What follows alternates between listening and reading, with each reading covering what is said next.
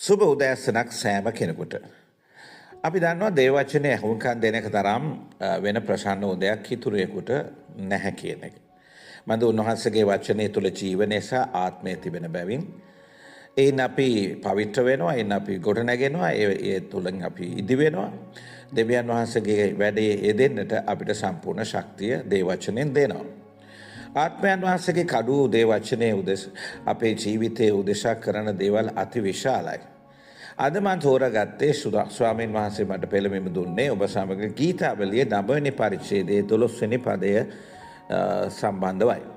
ඒ සඳහන් වෙනවා නව පරිවර්තනයේදී දුක් ගැනවිලි ඇති කවරෙකුවත් එතුමානෝ අමතක නොකරන සේක.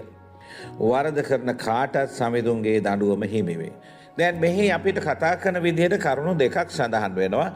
ඒ කරුණු දෙකෙන් එකක් තමයි දුක් ගැනවිලි එහෙම නැත්නම් කරදර ප්‍රශ්න වලින් පීඩා වලින් යන්නා වූ අයගේ අවශ්‍යතා. ඒ වගේ අයගේ ඕන එපාකම්. තව පැත්තකින් කියනවා වරද කරන අය සම්බන්ධව.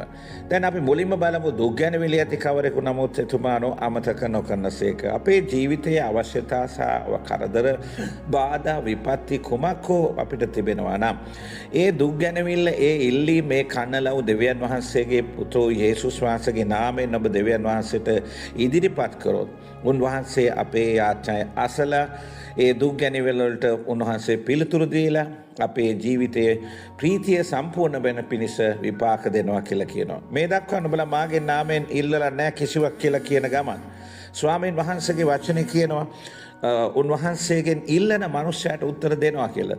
අපේ ප්‍රීතිය සම්පූර්ණ වෙන පිණිස ඉල්ලන්න කියලා කියනවා. ඉතින් ඒ එක විදිහක්.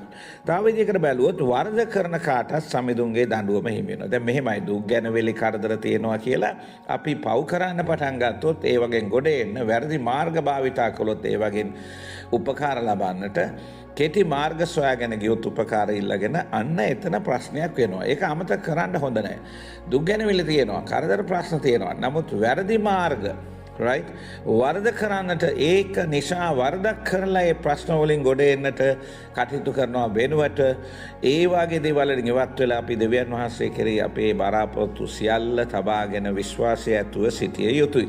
මන්ද වරද කරොත් කාටත් ස්වාමීන් වහන්සේගේ දඬුවම ලැබෙනවා. ඒක තේරුම් අරගෙන අපගේ කරදර දුක් ගැනවිලි සියල්ල ස්වාමීන් වහන්සේට බාර දෙමු.